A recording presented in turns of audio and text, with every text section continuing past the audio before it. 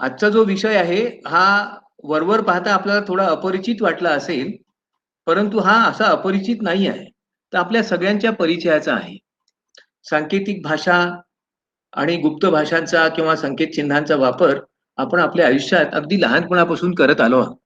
पत्ते खेळताना साधारणपणे डोक्याला हात लावला तर चौकट, कानाला हात लावला तर बदाम, नाकाला हात लावला तर इस्पिक आणि भुवयांना हात लावला तर किलवर अशा वगैरे प्रकारच्या खुणा आपण आपल्या मित्र-मैत्रिणींना अनेक वेळा केल्या असतील. बोलताना अ ची भाषा किंवा ब ची किंवा प ची भाषा वापरली असेल. हे सर्व सांकेतिक भाषेचीच लक्षणं आहेत. परंतु ज्या सांकेतिक भाषांबद्दल मी आज सांगणार आहे, त्या त्याच्यापेक्षा थोड्या अधिक पुढारलेल्या आहेत. सांकेतिक भाषा या वेगवेगळ्या पद्धतीने तयार केल्या जातात आणि त्यामुळे त्याच्यामधून दिलेली माहिती सहसा दुसऱ्या अपरिचित माणसाला सहजपणे कळत नाही. एखाद्या सांकेतिक भाषेत एखादा संदेश दिला असेल, तर दुसऱ्या वाचणाऱ्या माणसाला तो सामान्य संदेश सुद्धा वाटू शकतो. परंतु प्रत्यक्षात त्यातला गर्भित अर्थ, त्यातला गूढ अर्थ वेगळाच असू शकतो आणि त्यामुळे महत्वाची माहिती देण्याकरता, गुप्त माहिती देण्याकरता, लोकांना फसवण्याकरता, आपली मतं कोणाला कळू नये, फक्त ठराविक लोकांना कळावी याकरता, अशा सांकेतिक भाषांचा प्रयोग अनेक वर्षांपासून सातत्याने होत आहे. आता जसं की पहा, मी इथे मुद्दाम एक सांकेतिक संदेश दिलेला आहे. I have a big secret. परंतु हा लिहिताना मी अक्षरांची अशा प्रकारे अदलाबदल केली आहे, की जर कोणाला हा संदेश कसा वाचायचा हे जर माहीत नसेल, तर वरवर पाहता ही विनाकारण लिहिलेली अक्षर आहे असं वाटेल आणि त्यामुळे त्याची दिशाभूलच होईल. अशा अनेक प्रकारच्या भाषा, संकेत चिन्ह अनेक लोकांनी वेगवेगळ्या काळापासून विकसित केली आहेत. वेगवेगळ्या प्रकारच्या काळाप्रसंगी त्यांचा वापरही केलेला आहे. यातलं सगळ्यात चांगलं उदाहरण आपल्या महाभारतातच आहे.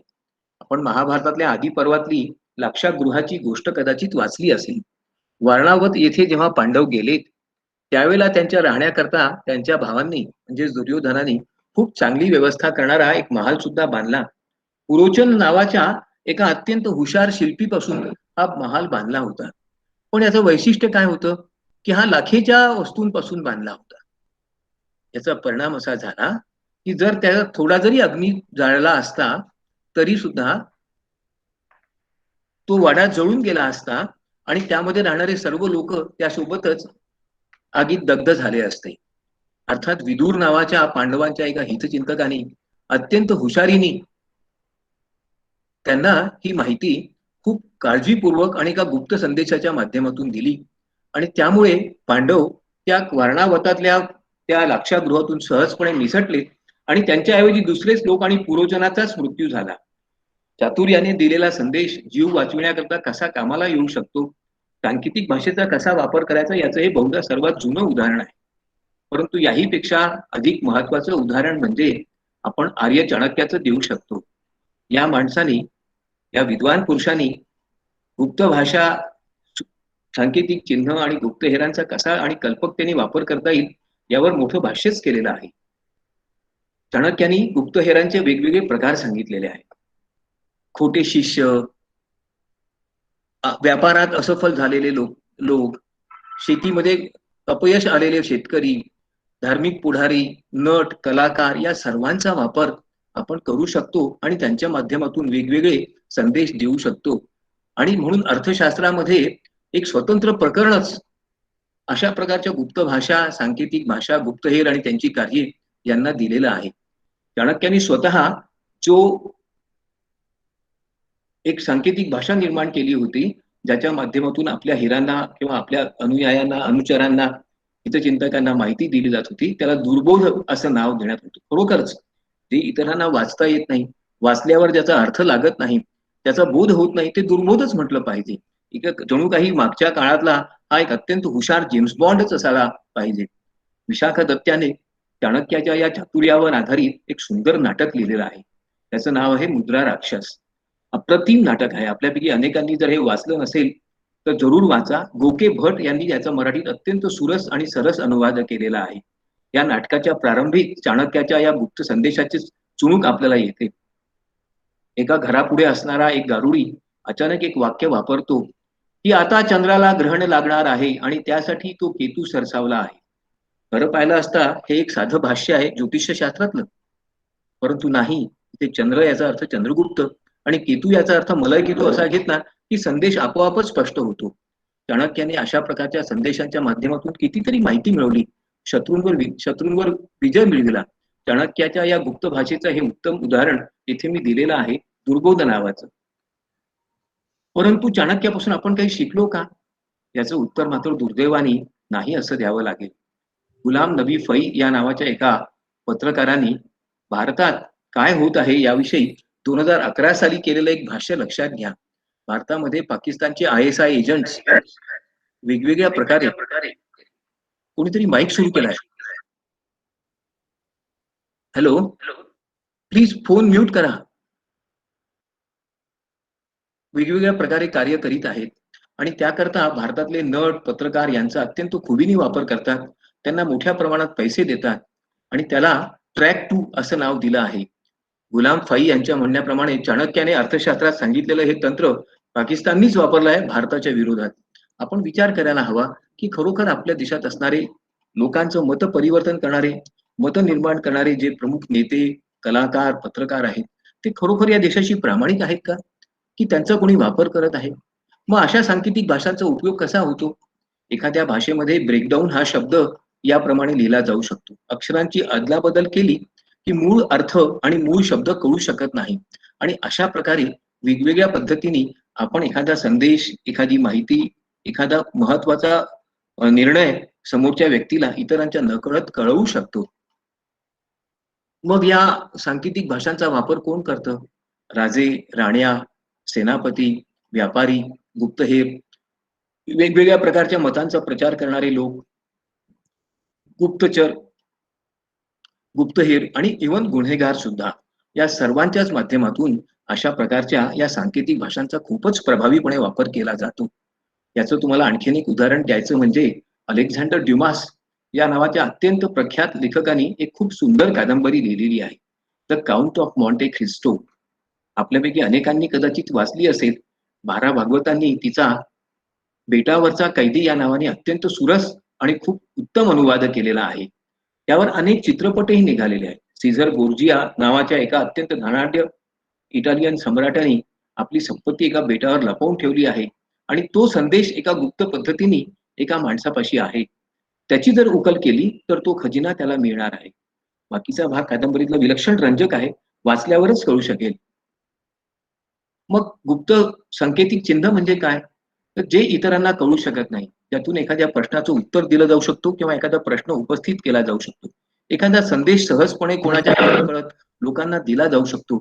एखादा इशारा, एखादा धोका, एखादा अनिष्ट सूचक माहिती सहजपणे देता येते. अशा सर्व प्रकारच्या इतरांना न कळणाऱ्या अनाकलनीय संदेशांना आपण गुप्त संदेश किंवा सांकेतिक संदेश असं म्हणू शकतो.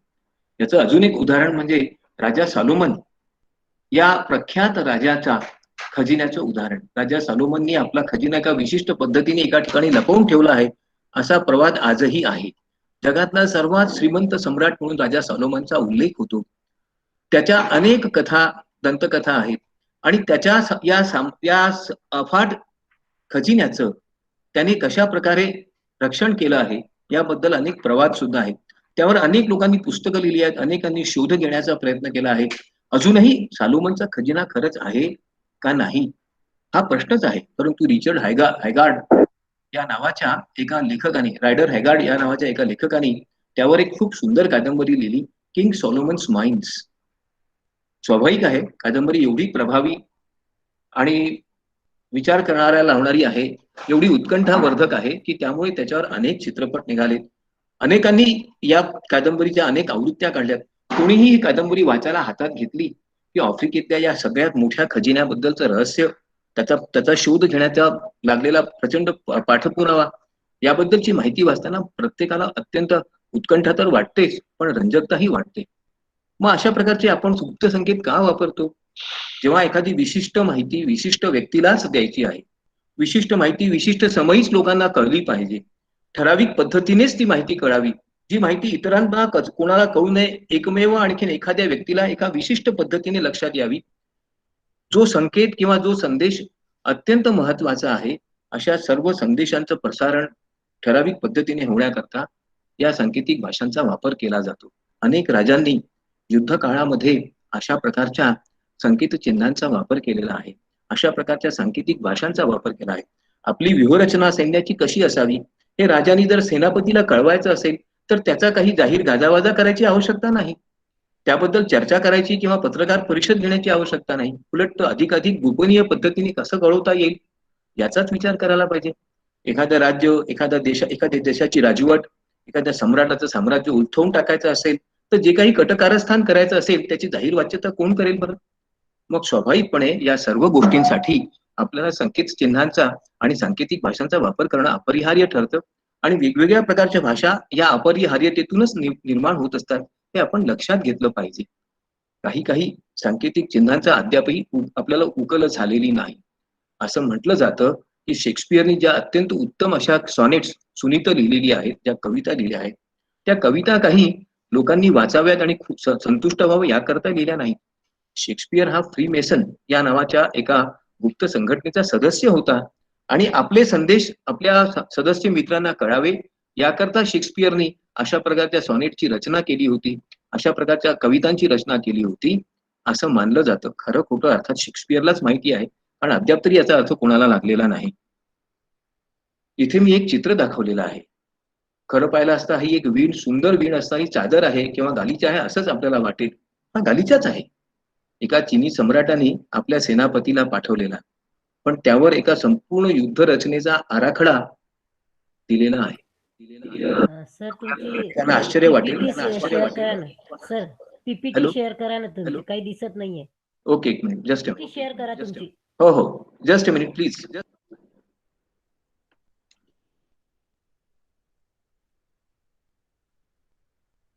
पीपीटी शेअर तो व्हायला पाहिजे होती यार.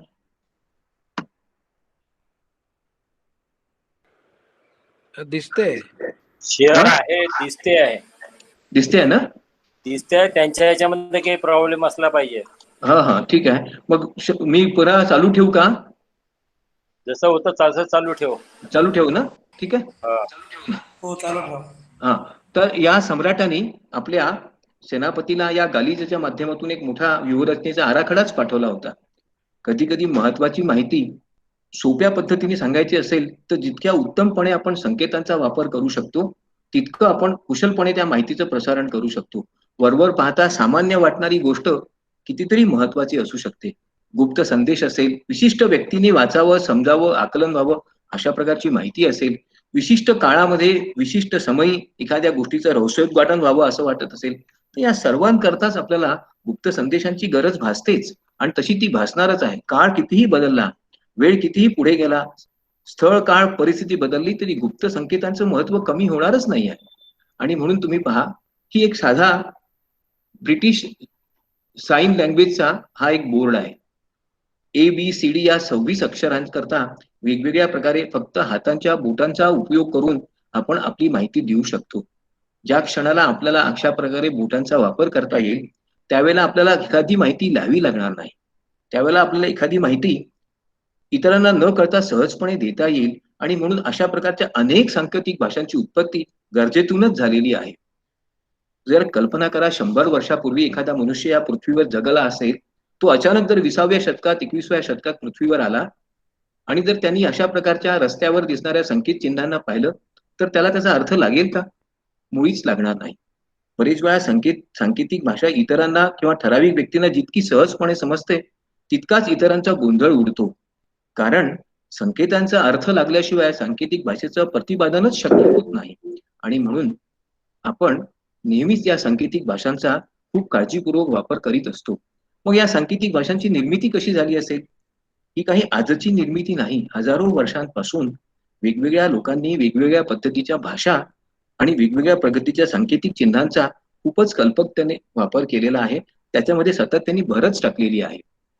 खूप वेगवेगळ्या पद्धतीच्या गुप्त सोसायट्याज असतील, गुप्त संस्था असतील, वेगवेगळ्या प्रकारचे गुप्त सांकेतिक संदेश असतील, वेगवेगळ्या प्रकारच्या लिखाणाच्या शैली असतील आणि वेगवेगळ्या प्रकारची माध्यमं असतील, या सर्वांचाच वापर करून अनेकांनी सांकेतिक भाषाच्या विकासामध्ये मोठी भर टाकली आहे. पहिल्या दुसऱ्या शतकापासूनच नव्हे तर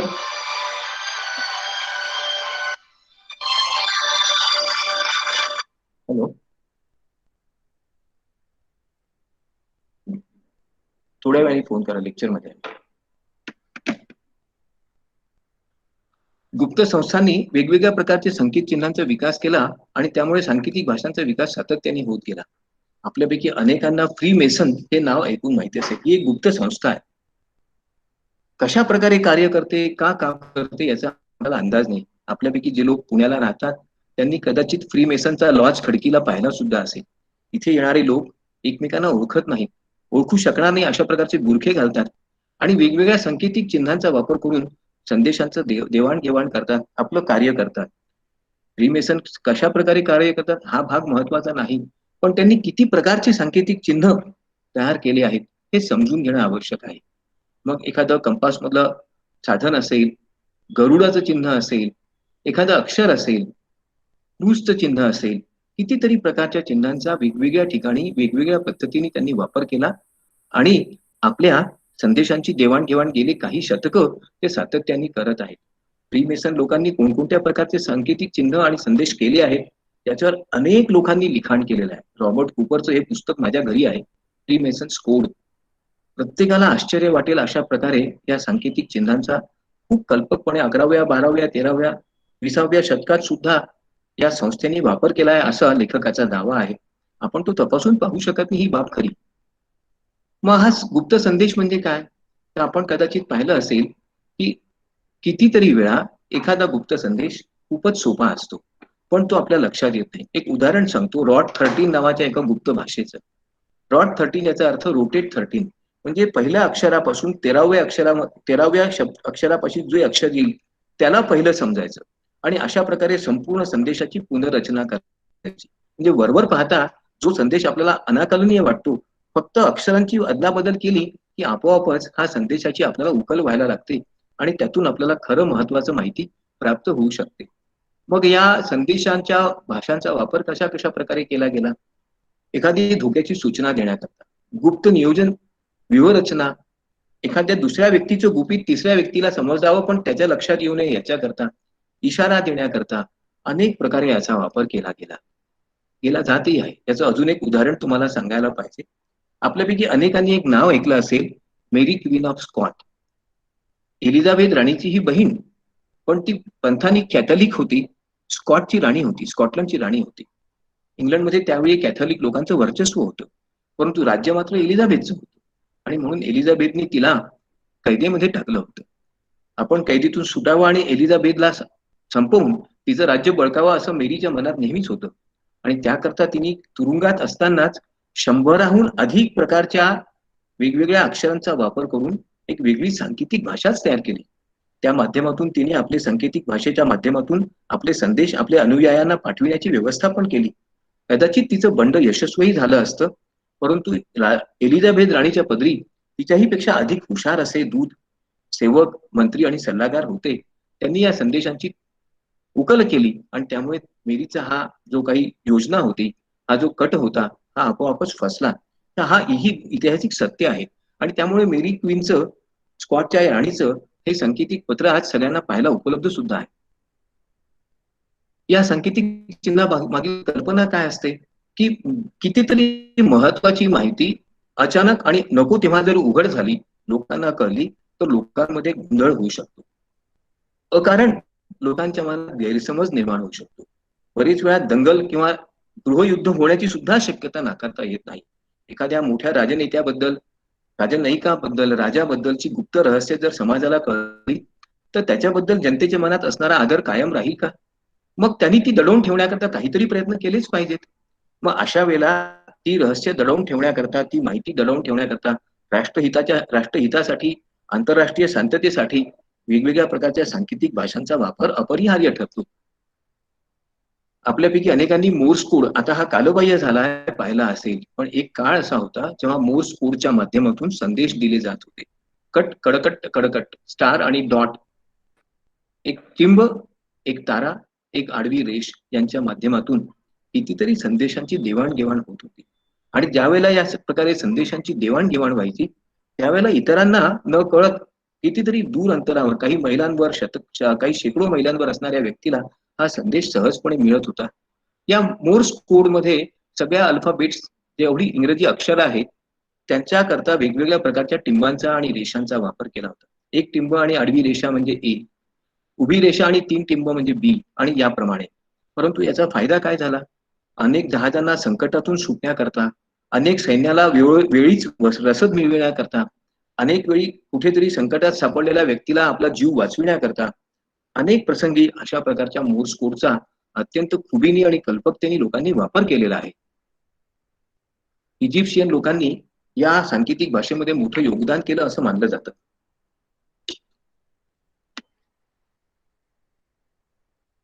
आपण जे इंग्रजी अक्षर वापरतो ABCD त्यांच्याकरता त्यांनी वेगवेगळ्या प्राण्यांच्या आणि इतर वस्तू इतर समाजात आपल्या परिसरात दिसणाऱ्या चिन्हांचा वापर केला होता असं आता मानलं जातं. आणि त्यामुळे जर या चिन्हांचा आपल्याला अर्थ माहित नसेल, पक्षी असेल, साप असेल, सिंह असेल, घुबड असेल, तर आपल्याला त्या भाषेचं आकलनच होऊ शकत नाही. तिला चित्रभाषा हिरोग्लिफिक्स असं म्हणतात. बायबलमध्ये अनेक रहस्य आहेत असं मानलं जातं आणि बायबलमधील ही रहस्य सहजासहजी कोणाला कळू नये अशी बायबलच्या लेखकांची अपेक्षा आहे, इच्छा आहे असंही मानलं जातं. बायबल हे केवळ धर्मग्रंथ नाही, तर हा एक मोठा गुप्त रहस्यांचा संग्रह असणारा ग्रंथ आहे असा मानणारा एक मोठा वर्ग समाजात आहे. मायकेल ड्रॉसन या नावाच्या लेखकाने द बायबल कोड या नावाचं एक पुस्तक लिहिलेलं आहे. माझ्या संग्रहात आहे ते. आपण जर वाचाल तर आपल्याला आश्चर्याचा धक्का बसेल. खरोखर असं असू शकतं का? एखाद्या धर्मग्रंथामधून जगात काय काय घडामोडी केव्हा केव्हा कोणत्या कालखंडात होणार आहे याचं भविष्य कथन केलेलं असू शकतं का? याचं उत्तर बायबल कोड वाचल्यावर तरी आपल्याला होकारार्थीच द्यावं लागेल. सन नावाच्या इंग्लिश मासिकांनी तर बायबल मधले कोणकोणते संदेश गुप्त आहेत आणि ते आम्हाला कसे कळलेत याच्यावर एक मोठी लेखमालाच चालवली होती आणि त्याच्यामुळे अर्थात सनचा खप वाढला, बायबलचा वाढला नाही. मग या गुप्त भाषा कशा तयार होतात? कोण तयार करतं? तर फ्लेचर प्रॅट नावाच्या माणसांनी the story of codes and ciphers या नावाचं एक अत्यंत महत्वाचं पुस्तक लिहिलेलं आहे. एखादी गुप्त भाषा तयार करण्याकरता अनेक लोकांना विचार करावा लागतो. अनेकांना एकत्र येऊन वेगवेगळ्या संकेतचिन्ह निवडावी लागतात. त्या संकेत चिन्हांना विशिष्ट अर्थ द्यावा लागतो आणि तो अर्थ आपल्याला कळतो आहे पण इतरांना कळत नाही याची खात्री पण करून घ्यावी लागते. विशिष्ट हेतूने कोणता सांकेतिक संदेश कोणत्या पद्धतीने द्यावा, कोणत्या व्यक्तीला तो कसा वाचता येईल, त्याची गोपनीयता कशी टिकवता येईल, या सर्व गोष्टींची खबरदारी आणि खात्री झाली की मग सांकेतिक भाषा तयार होत असते. आणि म्हणून आपल्याला जर सगळ्यात जुना एखादा जर सांकेतिक संदेश वाचायचा असेल तर 4000 वर्ष जुना इजिप्शियन लोकांनी दिलेला एक हिरोग्राफ आपल्याला पाहता येईल. त्याच्यामधून एक अत्यंत महत्वाचा संदेश फरोह या इजिप्तच्या राजाने इतरांना दिलेला, त्याच्या सैनिकांना किंवा सरदारांना दिला असावा. हा संदेश जेव्हा त्याचं उकल झाली तेव्हा लोकांना आश्चर्य वाटलं की त्या काळात सुद्धा संदेश आणि संकेतांचं हे शास्त्र एवढं प्रगत झालेलं होतं. एक जुना सांकेतिक चिन्ह असणारा एक संदेश आपल्याला सापडला. तो 400 वर्ष ख्रिस्तपूर्व काळातला आहे.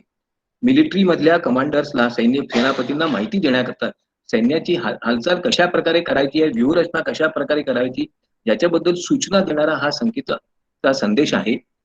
ज्या पद्धतीने दिला त्याच्याकरता एका चक्राचा वापर करण्यात आला होता. त्या चक्रामध्ये ग्रीक भाषेतल्या वेगवेगळ्या चिन्हांचा आणि अक्षरांचा वापर खूप खुबीने करण्यात आला होता. त्या विशिष्ट चक्राला ठराविक पद्धतीने आणि ठराविक वेळा फिरवलं की तरच तो संदेश वाचता येईल आणि त्याचा अर्थबोध होईल. याला स्किटेल असं नाव आहे.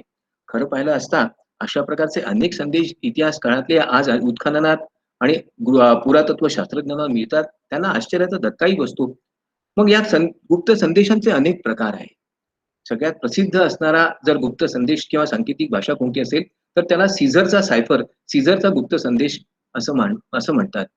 Mono alphabetic, homophonic, polygram substitution, पॉलिफिल अल्फाबेटिक सबस्टिट्यूशन आणि प्ले फेअर यासारखे अनेक प्रकारचे गुप्त संदेशांच्या भाषा आहेत, गुप्त संदेशांच्या पद्धती आहेत आणि त्याचा वापर केला जातो. सीझरचा जो संदेश आहे, गुप्त संदेशाची जी भाषा आहे ती फार सोपी आहे. समजून चला आपल्यापाशी ABCDEF हे 5 अक्षर आहे, 6 अक्षर आहे. तर मी A ला C, B ला D, D ला E अशा प्रकारे जर त्याचा बदल केली आणि त्यानंतर या संकेत चिन्हांचा अर्थ असणारं कोडबुक, संदेशाचं संकेत चिन्हांचं पुस्तक तयार केलं आणि माझ्या मित्रांना दिलं, तर नंतर मी जो काही संदेश लिहील तो फक्त त्या संदेश सांकेतिक पुस्तकातल्या अर्थाचा उकल करूनच लोकांना वाचता येईल आणि ज्यांच्यापाशी ते संकेत चिन्हांचं पुस्तक असेल त्यांनाच त्याची उकल करता येईल.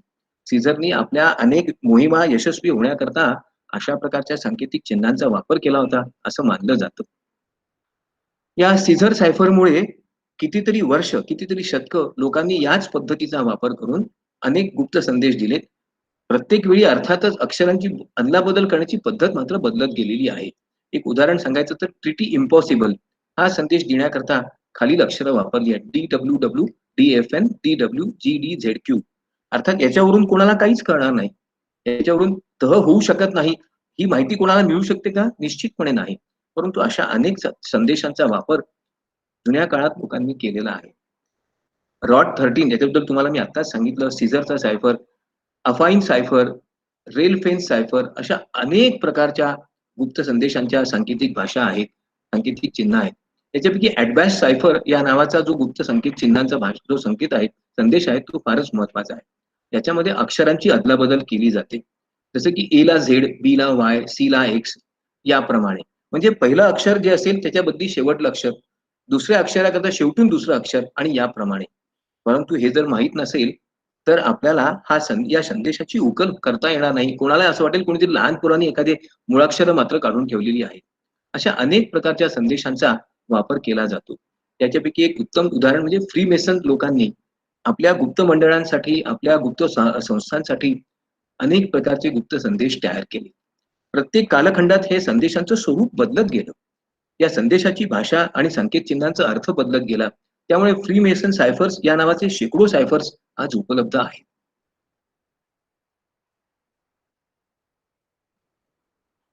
याच्यापैकी एक महत्वाचं उदाहरण म्हणजे रोझेटा स्टोन सायफर. रोझेटा नावाच्या एका शिलालेखावर 196 ख्रिस्तपूर्व वर्षापूर्वी एका शिलालेखावर काही सांकेतिक चिन्ह भाषेत लिहिलेले 3 संदेश मिळाले. प्रथमतः 1799 साली हे संदेश मिळाले होते. ते कशाबद्दल आहेत हे पुरातत्व शास्त्रज्ञांना कळतच नव्हतं, कारण तिन्ही सांकेतिक संदेशांची भाषा वेगवेगळी होती, चिन्हांचा अर्थ वेगवेगळा होता. आणि अर्थात त्याचा शोध मात्र 1949 साली रेव्हरंड एटी केम्प्टन नावाच्या माणसाला लागला. त्यांनी तो संपूर्ण रोझेटा संदेश याची उकल केली आणि त्यातल्या एका भागाचा अर्थ त्यांनी लिहून पाठवला. लोकांना आश्चर्याचा धक्का बसला. याच्याकरता श्री केम्प्टन यांना अनेक वर्ष तपश्चर्याच करावी लागली होती. आणखीन एका सांकेतिक चिन्हाच्या संदेशाचा अर्थ आणि त्याचा महत्व तुम्हाला मला सांगता येईल. शुभ बरो इन्स्क्रिप्शन या नावाचा एक सांकेतिक संदेश एका चर्चमध्ये मिळाला. वरवर पाहता हे एक साधं चिन्ह आहे. कोणत्याही चर्चमध्ये ज्या प्रकारच्या आकृत्या आणि चिन्ह दिसतात त्या प्रकारचं. परंतु काळजीपूर्वक पाहिलं तर त्याच्यामध्ये फ्रीमेसन संघटनेचं एक चिन्ह दिसून येतं आणि त्याच्या भोवती काही अक्षरं किंवा काही आकडे सुद्धा आहेत. मग हा सांकेतिक चिन्ह आहे का? हा संदेश आहे का? आणि हा कशाबद्दल आहे याच्याबद्दल स्वाभाविकपणे चर्चा सुरू झाली. जवळपास 150 वर्ष या शुबरो संकेतांच्या बद्दल चर्चा चालू होती. याचा अर्थ लावणं कठीण होतं. 1514 साली पहिल्यांदा हा संकेत चिन्ह मिळालं होतं. परंतु अल्बर्ट ड्युरर नावाच्या माणसाने या संकेताची उकल केली आणि त्याच्यामध्ये कुठलाही खजिना वगैरे नाही हे देखील सिद्ध केलं. त्याला 500 वर्ष लागली. एका प्रसिद्ध कादंबरीकार आणि कथाकाराचं नाव घेतल्याशिवाय संकेत चिन्हांचा आजचा हा संपूर्ण सादरीकरणाचा कार्यक्रम अपूर्णच राहील. त्याचं नाव म्हणजे एगर ॲलन पो या नावाचा प्रख्यात रहस्यकथा लेखक. त्यांनी पहिल्यांदा गोल्डबर्ग या नावाची एक कथा लिहिली. या कथेचं वैशिष्ट्य काय होतं की या कथेमध्ये एक गुप्त संदेश आहे आणि तो संदेश त्याची जर उकल झाली तर एका खजिन्याचा पत्ता लागणार आहे, एका हरवलेल्या खजिन्याचा पत्ता. एगर ॲलन पोनी याच्याकरता विशिष्ट संकेत चिन्हांचा वापर केला आणि तुम्हाला आश्चर्य वाटेल त्यानंतर त्यांनी एक सांकेतिक भाषाही तयार केली. एका संशोधनपर पत्रिकेत ती प्रकाशित केली आणि त्यानंतर त्यांच्या सेवा वेगवेगळ्या ठिकाणी अमेरिकन सरकारद्वारे घेतल्या जाऊ लागल्या. परंतु त्याच्यातली त्याहीपेक्षा महत्वाचा भाग म्हणजे अशाच प्रकारचा संदेश त्यानंतर 40 वर्षांनी थॉमस जे बिल नावाच्या माणसाला सापडला. जेव्हा हा सापडला तेव्हा त्या संदेशात जे 3 भाग होते त्याच्यातल्या पहिल्या भागात लिहिलं होतं की डिक्लेरेशन ऑफ इंडिपेंडन्स, अमेरिकेच्या स्वातंत्र्याच्या जाहीरनाम्यामध्ये एका खजिन्याचा पत्ता दिलेला आहे. मित्र विचार करा, असं असू शकतं का? त्याच्यानंतर त्यावर द बिल पेपर्स नावाचं पुस्तक लिहिलं गेलं आणि त्या पुस्तकामध्ये असा दावा करण्यात आला की जवळपास $43 मिलियन एवढ्या रकमेचं सोनं, जवाहीर, चांदी असणारा खजिना लपलेला आहे. त्याच्यापैकी पहिल्या संदेशाची उकल झाली, परंतु अद्यापही दुसरा आणि तिसरा अनुत्तरित आहे, त्याची उकल झालेली नाही. खरोखर बिल नावाच्या माणसाने हा खजिना पाहिला होता का? त्यांनी दिलेला संदेश खरा आहे का? त्याच्यात सत्यांश आहे का, की त्यांनी गंमत म्हणून असं काहीतरी लिहिलं? हा प्रश्न आपल्या मनात पडेलच. परंतु आता त्याही पेक्षा रंजक गोष्ट तुम्हाला सांगतो. बिल पेपर्स हे पुस्तक बरंच जुनं आहे, परंतु त्याच्यानंतर एका चाणाक्ष कादंबरीकाराने त्याचाच आधार घेऊन एक पुस्तक लिहिलं. त्याचं नाव होतं द नॅशनल ट्रेजर. आणि त्यावर आतापर्यंत 2 भागात आणि लवकरच तिसरा भाग येत असणारा एक चित्रपटही तयार झाला. या चित्रपटामध्ये तो नायक म्हणतो, I am going to steal the declaration of independence. मी स्वातंत्र्याच्या जाहीरनाम्याची मूळ प्रत चोरणार आहे. कशा करता? त्याच्या पाठीमागे लिहिलेल्या गुप्त संदेशांच्या वाचन करण्याकरता. हा गुप्त संदेश कशाबद्दल आहे? तो फ्री मेसन संघटनेने हा गुप्त संदेश लिहिलेला आहे. अमेरिकेच्या $1 नोटेवर तुम्हाला हा संदेश वाचायला मिळतो असाही दावा आहे. या डॉलरचं जर चिन्ह आपण नीट पाहिलं तर त्याच्यावर अनेक गुप्त चिन्ह आहेत आणि ती सगळी फ्री मेसन संघटनेची आहे. डोळा आहे, 6 त्रिकोण आहे, पिरॅमिड आहे. मग हे सर्व कशा कोणत्या तरी गुप्त गोष्टीला सांगणारे आहेत का? यामध्ये कोणता संदेश लपलेला आहे का? आणि यात काही आकडे लपलेले आहेत का? 6 स्टार्स, 6 तारे, डोळा, पिरॅमिड आणि ज्वाला यांच्या माध्यमातून एखाद्या संदेशाचा अर्थबोध आपल्याला होतो का? नॅशनल ट्रेजरच्या पहिल्या भागात काही लक्षावधी अब्जावधी डॉलर्सचा खजिना, की जो वर्षानुवर्ष परंपरेने लपून राहिलेला होता, तो त्यांना न्यूयॉर्कमध्ये सापडतो. दुसऱ्याही भागात खजिना सापडतो. त्याच्यामुळे मोठं कुतूहल झालं. लोकांचं उत्सुकता चाळवली गेली. अनेकांना डिक्लेरेशन ऑफ इंडिपेंडन्सची मूळ प्रत पाहण्याची इच्छाही झाली. चित्रपटामध्ये सांगितलेली कहाणी इतकी रोचक, झपाटणारी आणि इतकी वेगवान आहे की आपल्यापैकी प्रत्येकाने हा चित्रपट पाहावा आणि त्याच्यामधून त्या गुप्त संकेतांचा अर्थ समजून घ्यावा. त्याच्याबद्दल आपल्या मनात कुतूहल आणि उत्कंठा निर्माण व्हावी असं मला मनापासून वाटतं. मग हे जे संकेत चिन्ह आहे त्यांच्या उकल करण्याकरता सांकेतिक पुस्तकांची गरज भासू लागली. सायमन सिंह या नावाच्या एका लेखकाने संकेतांची भाषा कशी असते, त्याचं विज्ञान आणि त्याचा वापर कसा करायचा याच्याबद्दल कोडबुक या नावाचं पुस्तक लिहिलेलं आहे. ते माझ्यापाशी आहे. वेगवेगळ्या प्रकारच्या सांकेतिक चिन्हांचा उकल करण्याकरता वेगवेगळ्या तंत्रांचा वापर करा. प्रत्येक सांकेतिक चिन्ह म्हणजे कुलूप आहे, त्याच्याकरता एका किल्लीची गरज असते आणि जोपर्यंत ही किल्ली आपल्याला मिळत नाही तोपर्यंत ते कुलूप उघडलं जाऊ शकत नाही, संकेताचा उलगडा होऊ शकत नाही, सांकेतिक भाषेचा अर्थ लागू शकत नाही, असा दावा श्री सिंग यांनी केलेला आहे. मग या संकेतिक चिन्हामध्ये दिलेल्या संदेशांची उकल कशी करायची याच्याकरताही लोकांनी प्रयत्न केले. अनेक तज्ञांनी, अनेक हुशार चिंतकांनी, अभ्यासू लोकांनी, गणितज्ञांनी याच्याकरता वेगवेगळ्या प्रकारचे सिद्धांत मांडले. यातला पहिला सिद्धांत एका अरब गणितज्ञानी, त्याचं नाव अल किंदी असं होतं, त्यांनी मांडला की जर समजा सांकेतिक चिन्हांचा वापर करून एखाद्या भाषेत सांकेतिक संदेश दिलेला असेल तर त्याचा उकल करण्याकरता आपण वेगवेगळ्या तंत्रांचा वापर करू शकतो. सबस्टिट्यूशन म्हणजे पर्यायवाची शब्दांचा वापर करून एखादा शब्द किती वेळा एखाद्या ग्रंथात, एखाद्या पुस्तकात, एखाद्या संदेशात आलेला आहे, त्याची वारंवारिता काय आहे हे लक्षात घेऊन त्या शब्दाचा किंवा त्या अक्षराचा अर्थ लागला तर बाकीच्यांचा अर्थ लावता येईल. त्याच्याकरता सांख्यिकीय तंत्राचा वापर कसा करता येईल, उकल करण्याकरता वेगवेगळ्या भाषा चिन्हांचा वेगवेगळा निश्चित अर्थ कसा लावता येईल, या सर्वांवर अल किंदी यांनी फार उत्तम पुस्तकही लिहिलं आणि त्यामुळे ते फार चर्चेत आले. जवळपास गेल्या शतकापर्यंत अल किंदी यांचंच पुस्तक या विषयाचं प्रमाण पुस्तक मानलं जात होतं. लिओन अल्बर्टी या नावाच्या एका इटालियन तत्वज्ञानी देखील याच प्रकारचं पुस्तक लिहिलं आणि त्यांनी वेगवेगळ्या प्राचीन संदेशांची उकल कशी करायची, त्याच्या पाठीमागे काही गर्भित अर्थ आहे का, काही गूढ अर्थ आहे का, त्याचा अर्थबोध कसा होऊ शकतो याबद्दल मोठ्या प्रमाणात अभ्यास केला, लिखाणही केलं आणि त्यामुळे गुप्त संदेश, त्यांची उकल, त्यांची भाषा आणि त्याच्याकरता वापरावयाचं तंत्र यामध्ये मोठी प्रगती घडून आली. अल्बर्टी डिस्क या नावाने त्यांच्या या सगळ्या संशोधनाचा उल्लेख केला जातो. अमेरिकेतल्या गृहयुद्धामध्ये याच प्रकारच्या तंत्राचा वापर करून दोन्ही सैन्यांनी म्हणजेच उत्तर आणि दक्षिणेकडून लढणाऱ्या सैन्यांनी आपल्या संदेशांची देवाणघेवाण केल्याचं आढळून येतं. परंतु आता एका मात्र महत्वाच्या उत्तम संकेत चिन्हांबद्दल तुम्हाला मी सांगणार आहे. आपल्याला कदाचित माहित नसेल, आजही सगळ्या जगभर शेरलॉक होम्स यांच्या सन्मानार्थ शेरलॉक होम्स डे नावाचा दिवस साजरा केला जातो. हे Sanju Sherlock sorry Holmes Sanju hello sorry screen गेला रे, शेअर स्क्रीन गेलेला आहे. एक minute please.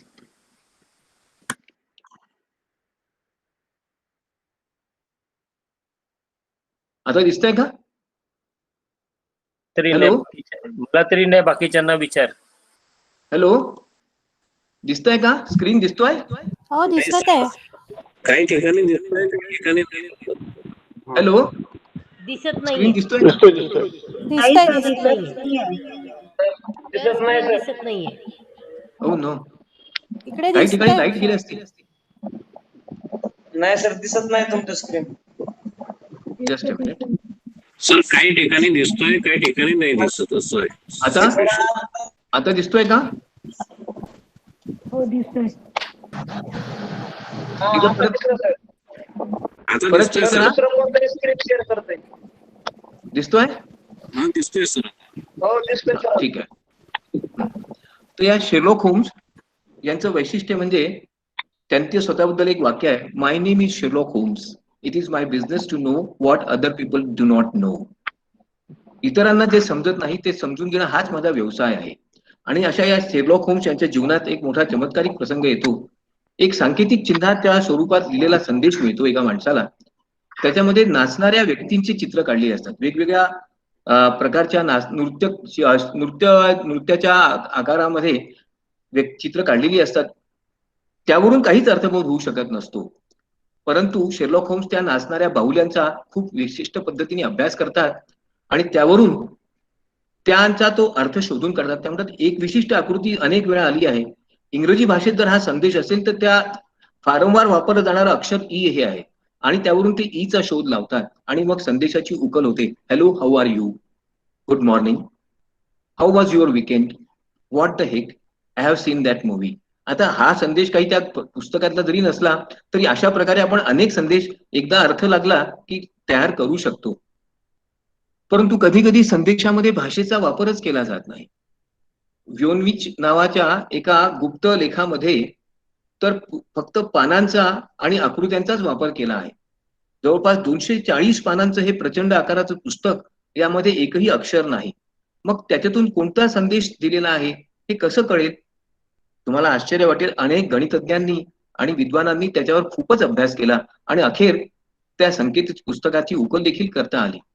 Duke of Wellington यांनी देखील अशा प्रकारच्या सांकेतिक भाषांचा वारंवार वापर केला आणि त्यामुळे अनेकांना वेगवेगळ्या प्रकारचे संदेश ते देऊ शकले. आपण जो जोडा बांधतो त्याला बंध असतात, त्या बंधांचा सुद्धा संदेश देण्याकरता वापर करता येतो. विशिष्ट प्रकारे बंधांची बांधणी केली तर एक ठराविक वाक्य तयार होईल. दुसऱ्या पद्धतीने बंधांची बांधणी केली तर आणखीन दुसऱ्या प्रकारचं वाक्य तयार होईल. तिसऱ्या प्रकारे बंधांची बांधणी केली बुटाच्या लेसची तर तिसऱ्या प्रकारचं वाक्य तयार होईल. उदाहरणार्थ, I have information, follow me, माझ्या मागे या, माझ्यापाशी माहिती आहे. I have brought another person, माझ्यासोबत दुसरा कोणी व्यक्ती आहे. असे कितीतरी वाक्य फक्त बुटांच्या बंधांची बांधणी बदलली की तयार करता येतात. एखादा चतुर हेर कोणत्याही प्रकारे न बोलता समोरच्या व्यक्तीला अशा प्रकारे माहितीचं आदान प्रदान करू शकतो. आपण कदाचित एक जुना सिनेमा पाहिला असेल, आखे नावाचा. धर्मेंद्र आणि मालासिना यांची भूमिका असणार. त्याच्यामध्ये एका ठिकाणी अटकेत असणाऱ्या धर्मेंद्र नावाच्या अर्थात नायकाला शोधण्याकरता सांकेतिक भाषेचा आणि चिन्हांचा कसा वापर केला जातो, ट्रान्समीटरचा कसा वापर केला जातो, हेही आपल्याला आठवत असेल. दे दाता के नाम हे गाणंही आपल्याला आठवत असेल. अनेक प्रकारे या सांकेतिक चिन्हांचा वापर केला जातो. परंतु यांचा विशेषत्वाने उल्लेख करायचा म्हणजे आता नुकतंच एक 10-15 वर्षांपूर्वी प्रकाशित झालेलं एक पुस्तक आणि ज्यामुळे गाजलेला गदारोळ. श्री डॅन ब्राऊन नावाच्या लेखकांनी अनेक कादंबऱ्या लिहिल्या. Digital fortress, deception point, angels and demons, Da Vinci code, inferno, last symbol आणि ओरिजिन. याच्यापैकी डाविन्सी कोड नावाच्या पुस्तकाने जगभर अक्षरशः हलकल्लोळ माजवला, चर्चा झाली. याचं कारण काय? डाविन्सी कोड मध्ये श्री डॅन ब्राऊन यांनी सांकेतिक भाषांच्या माध्यमातून कशा प्रकारे गुप्त संघटना संदेश देत होत्या आणि त्याच्यातून कोणकोणत्या प्रकारची माहिती मिळू शकते, यालाच आपल्या कादंबरीचा मुख्य भाग मानलेला आहे. आपल्या इथे आज हजर असणारे आमचे सगळ्यांचे आदरणीय श्री अजित ठाकूर यांनी या दा विन्सी कोडचा मराठीत मेहता पब्लिकेशन करता अनुवादही केलेला आहे.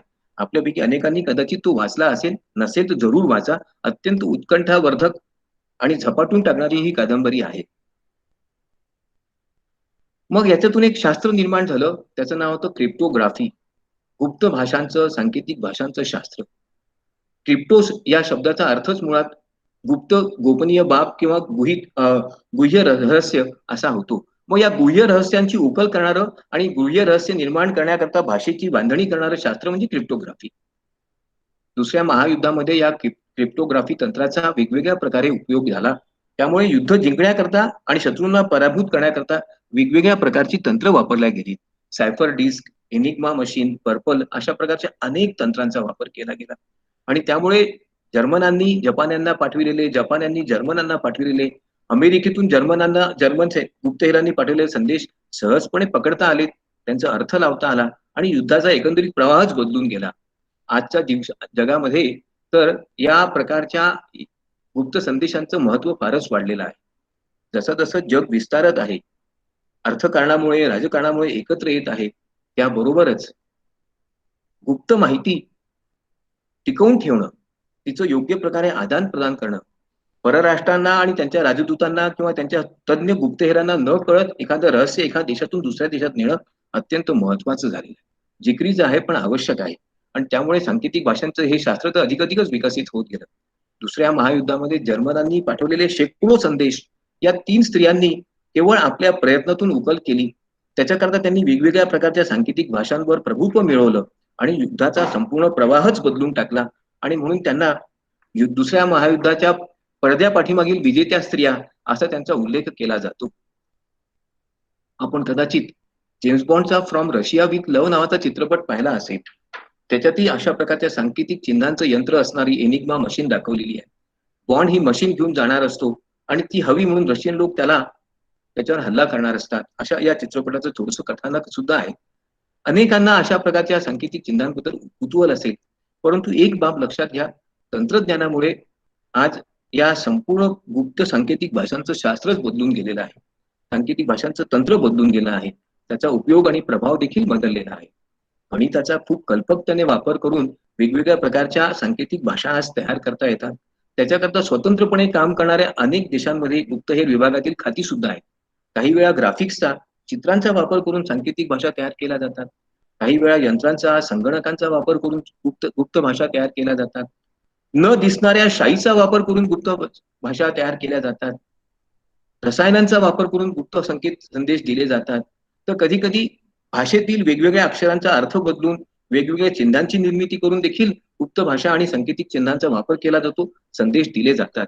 आणि या प्रकारे हा प्रवाह चालूच आहे. पहिल्या महायुद्धामध्ये तर 1917 साली गिल्बर्ट व्हर्नम या नावाच्या एका माणसाने टेलिप्रिंटरचा वापर करून अनेक गुप्त संदेश द्यायला सुरुवात केली.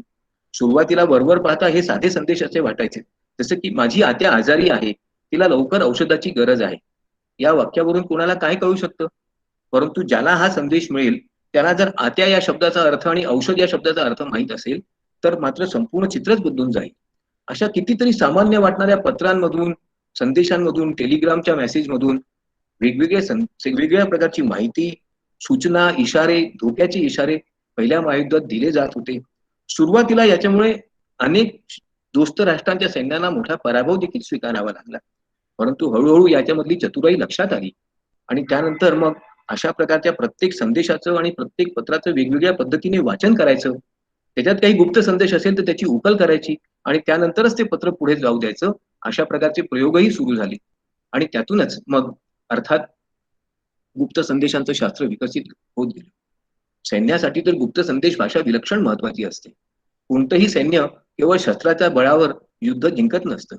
गुप्तहेरांचं आणि गुप्त भाषांचं महत्व कोणीच नाकारू शकत नाही. छत्रपती शिवाजी महाराजांचा बहिर्जी नाईक आपल्या परिचयाचा असेलच.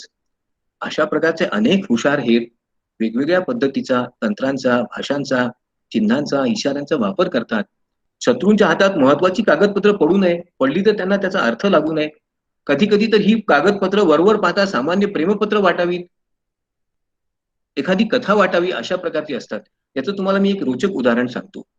अगदी सत्य घटना आहे. दुसऱ्या महायुद्धाच्या काळात लंडन मधल्या एका वर्तमानपत्रातून शब्दकोड प्रकाशित व्हायचं. त्या शब्दकोड्यांचा जर तुम्ही अर्थ लावण्याचा प्रयत्न केला, जो कोणी शब्दकोड सोडवेल आणि त्यातले जर अक्षर वेगळ्या पद्धतीने, शब्द वेगळ्या पद्धतीने जुळेल, तर त्याला एक विशिष्ट संदेश प्राप्त होत होता. अर्थात हे ब्रिटिश गुप्तहेर खात्याच्या लक्षातही येत नव्हतं. परंतु अचानक असं लक्षात आलं की काही विशिष्ट प्रकारची माहिती दररोज दुसऱ्या दिवशी आपोआपच शत्रूंच्या हातात पडत आहे. मग कोणकोणती माध्यमं वापरली असतील याचा शोध घेणं सुरू झालं आणि त्याच्यातूनच मग या शब्दकोड्यांचा वापर करून अशा प्रकारचे संदेश दिले जात आहेत आणि त्याच्यामध्ये आपल्याच खात्यातील काही लोक सामील झाले आहेत असं ब्रिटिशांच्या लक्षात आलं. अर्थात त्यानंतर काय झालं हे मला माहित नाही. पहिल्या महायुद्धात तर अशा प्रकारच्या अनेक तंत्रांचा वापर केला गेला. एक असा संदेश पहिल्या महायुद्धात सापडला की ज्यामुळे पहिल्या महायुद्धाचं चित्र बदललं. या संदेशाचं नाव आहे झिमरमन टेलिग्राम. एक साधा टेलिग्राम एका झिमरमन नावाच्या माणसाने जर्मनीला पाठवला, परंतु तो सापडला. त्या टेलिग्रामची उकल झाली आणि त्यामुळे अमेरिकेने पहिल्या महायुद्धात सहभागी होण्याचा निर्णय घेतला. कारण त्या संदेशामधून अमेरिकेच्या आणि महत्वाच्या सैन्य केंद्रांची माहिती जर्मनीला मिळणार होती, ती मिळाली असेल असा आक्षेप घेऊन अमेरिकेने युद्धाकरता कारण शोधून काढलं. पहिल्या महायुद्धानंतर तर आणखीनच प्रगती झाली. वेगवेगळ्या प्रकारच्या गुप्त तंत्रांचा, विशेषत्वाने यांत्रिक तंत्रांचा वापर केला जाऊ लागला. अनेक प्रकारची यंत्र, अनेक प्रकारच्या गुप्त भाषा विकसित व्हायला लागल्या. मग जसा जशा या गुप्त भाषा विकसित व्हायला लागल्या त्याबरोबर त्यांच्या उकल करण्याकरता पर्यायी सांकेतिक भाषांच्या उकलीचं शास्त्रही विकसित व्हायला लागलं. डेव्हिड कान नावाच्या लेखकाने द कोड ब्रेकर्स या नावाचं पुस्तक त्याच संदर्भात लिहिलेलं आहे की गुप्त भाषा तयार करणारा व्यक्ती कोणत्या संकेत चिन्हांचा कसा वापर करतो, त्या संकेत चिन्हांचा वापर केल्यानंतर जी भाषा तयार होते तिची फोड करण्याकरता काय केलं पाहिजे, त्या सर्वांचा विचार अत्यंत शास्त्रीय पद्धतीने व्हायला लागला. कोणी एकेकाळी गुप्त भाषांचा उकल करण्याकरता केवळ विचारांचा आणि कल्पनांचा वापर होत होता. आता मात्र तसं होत नाही. आता गणित, संगणक आणि इतर अनेक तंत्रांचा वापर केला जातो. वेगवेगळ्या प्रकारचे प्रोग्राम्स तयार केले जातात आणि त्या माध्यमातून गुप्त भाषेची उकल करणं अत्यंत सोपं झालेलं आहे. याच्याबद्दलचं एक महत्वाचं रोचक उदाहरण मला तुम्हाला सांगायचं आहे. आपण द 39 स्टेप्स ही जॉन बुचनची कादंबरी कदाचित वाचली असेल. या कादंबरीमध्ये सुरुवातीला एक गुप्त संदेश दिला जातो. या संदेशाचा अर्थ जर संबंधित व्यक्तीला मिळाला, जर्मन सैन्याला मिळाला, तर पूर्व युरोपामध्ये युद्ध सुरू होण्याची शक्यता असते.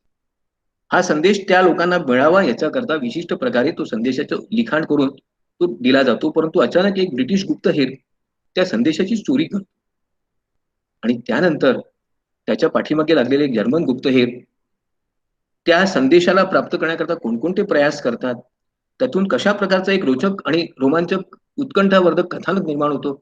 आपण 39 स्टेप्स ही कादंबरी वाचली तर आपल्याला खचितच आवडेल. त्याच्यावर राजेश खन्ना यांचा चक्रव्यूह नावाचा एक हिंदी चित्रपट देखील आहे. 39 स्टेपवर 3 वेगवेगळे चित्रपट वेगवेगळ्या कालखंडात निघाले. अल्फ्रेड हिचकॉक यांनीच तो चित्रपट 2 वेळा तयार केला, परंतु तरी सुद्धा त्यांचं समाधान झालं नाही. अत्यंत उत्कंठावर्धक, अत्यंत वाचनीय अशी कादंबरी आणि चित्रपट म्हणून या चित्रपटाचा उल्लेख केला जातो. दुसऱ्या महायुद्धात तर यंत्रशास्त्र, संगणक आणि वेगवेगळ्या प्रकारच्या गणितज्ञांचा वापर करून अनेक प्रकारच्या गुप्त संदेशांची उकल करण्याकरता एक स्वतंत्र विभाग प्रत्येक देशाने तयार केला. एका प्रख्यात गणितज्ञाचं नाव आपण कदाचित ऐकलं असेल, ॲलन ट्युरिंग. ॲलन ट्युरिंग यांना गणितातल्या त्यांच्या योगदानाबद्दल हजारो पुरस्कार मिळालेत, शेकडो प्रकारे त्यांचा सन्मान झाला. परंतु त्याही पेक्षा महत्वाचं म्हणजे ॲलन ट्युरिंग यांनी ज्या प्रकारे गुप्त संदेश उकल करण्याकरता स्वतंत्र शास्त्र निर्माण केलं, वेगवेगळ्या प्रकारच्या सांख्यिकीय आणि गणितीय तंत्रांचा वापर करून ज्या प्रकारे त्यांनी गुप्त संदेशांच्या उकल करण्याचं एक स्वतंत्र शास्त्र, स्वतंत्र विचारसरणी असणारा विभाग आणि गुप्तहेर खात्यामध्ये योगदान दिलं, त्याच्याकरता अमेरिका आणि ब्रिटन ॲलन ट्युरिंग यांचं कायम ऋणी राहणार आहे. आता गेल्या 30-40 वर्षांपासून संगणकाच्या एकंदरीतच प्रवृत्ती आणि प्रकृतीमध्ये बदल झाला आहे. संगणकाचा विस्तार जसा जसा होत गेला त्याबरोबर संगणकाचा आवाका वाढला आहे. आपण ज्याला कृत्रिम बुद्धिमत्ता म्हणतो, विचार करण्याची क्षमता असणारं यंत्र म्हणतो, अशा प्रकारची यंत्र तयार व्हायला लागली आहेत. वेगवेगळ्या प्रकारच्या प्रोग्राम्स मधून हजारो प्रकारचे संदेश कोणी कसेही लिहिले असेल तरी संगणकाच्या माध्यमातून सहजपणे त्यांची उकल करता येते. याच्याकरता IBM नावाच्या एका अमेरिकन कंपनीने क्रिप्टो ग्रुप नावाचा एक समूहच तयार केला. त्याचं एकच काम होतं शत्रूंच्या गुप्त सांकेतिक भाषांचा अभ्यास करणं, त्याची उकल करण्याकरता वेगवेगळ्या तंत्रांचा वापर करणं. परंतु मित्र हो, हे इथेच थांबलं नाही. व्यापार आणि व्यवसायात सुद्धा शत्रुत्व असतंच, स्पर्धा असतेच. मग अनेक कंपन्यांनी इतर कंपन्यांनी केलेलं संशोधन चोरण्याकरता, ती माहिती मिळवण्याकरता आपल्या लोकांना नियुक्त केलं. मग ती माहिती गुप्तपणे आपल्याला मिळावी याच्याकरता गुप्त सांकेतिक भाषांचाही वापर व्हायला लागला. त्याला इंडस्ट्रियल एस्पिनॉज असं म्हणतात, औद्योगिक हेरगिरी असं म्हणतात. या प्रकारची औद्योगिक हेरगिरी चीनी कंपन्यांनी, कोरियन कंपन्यांनी, अमेरिकन कंपन्यांनी सातत्याने केली आहे. दुसऱ्या कंपनीनी वर्षानुवर्ष अभ्यास करून, संशोधन करून तयार केलेलं महत्वाचं मौलिक संशोधन चोरण्यामध्ये अशा प्रकारच्या सांकेतिक भाषांचं, अशा प्रकारच्या तंत्रांचं मोठंच योगदान आहे, हेही आपण लक्षात घेतलं पाहिजे. एका विशिष्ट सांकेतिक भाषेबद्दल सांगितल्याशिवाय आजचं हे माझं सादरीकरण पूर्ण होणार नाही. 10-8 वर्षांपूर्वी 2012 नावाचं एक वर्ष आपल्या कालखंडात येऊन गेलं. या 2012ला जग संपणार आहे असा संदेश मयन लोकांनी आपल्या भाषेमध्ये दिला आहे. एका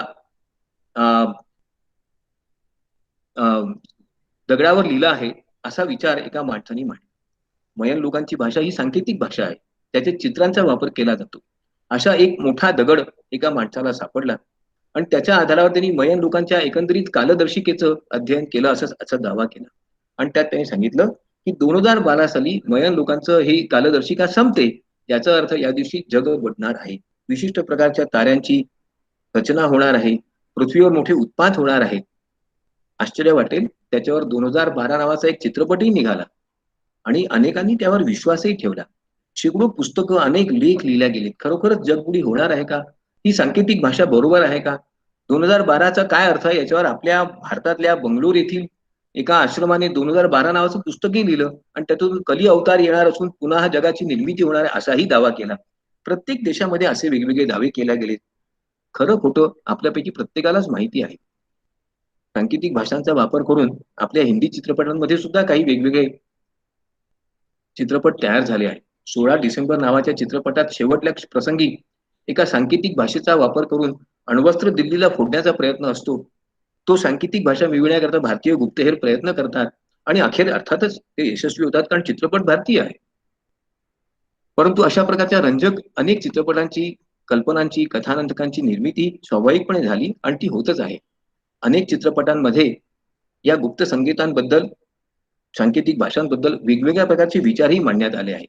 याचं एक उदाहरण म्हणजे ॲलन ट्युरिंग, ज्यांचा मी आत्ताच उल्लेख केला होता. त्यांच्या जीवनावर निघालेला द एनिग्मा नावाचा अत्यंत अप्रतिम चित्रपट, की टू रिबेका या नावाचा दुसरा चित्रपट, हा तर फारच सुरेख आहे. ही एक मुळात कादंबरी सुद्धा आहे, केन फॉलेट नावाच्या लेखकाची. त्यावर आतापर्यंत 2-3 वेळा चित्रपट निघाले आहेत. सायफर ब्युरो या नावाचा आणखीन एक चित्रपट फार गाजला होता. दुसऱ्या महायुद्धाच्या काळात हा चित्रपट निघाला, त्यामुळे तर त्याला एक मोठाच प्रेक्षक वर्ग मिळाला.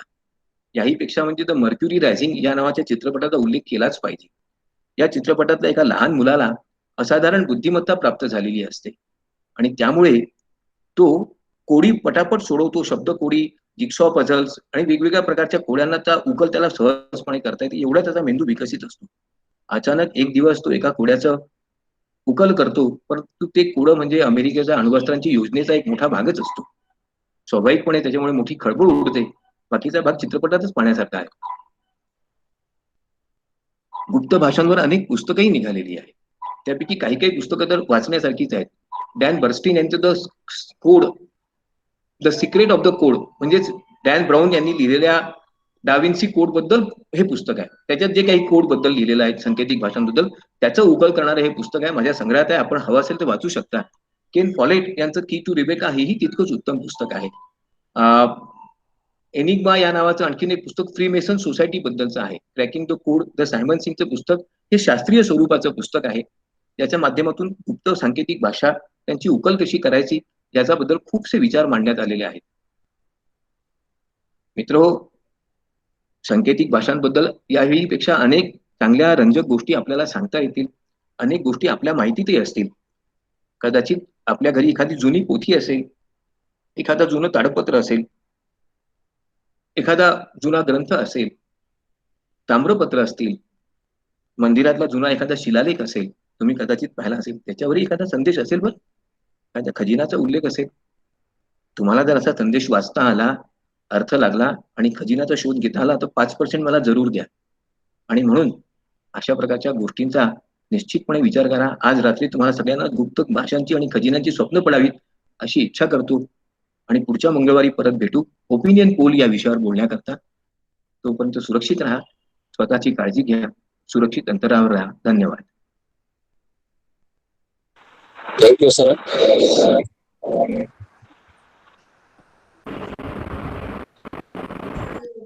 बस चला. कोणाला काही विचारायचं असेल तर विचारू शकता.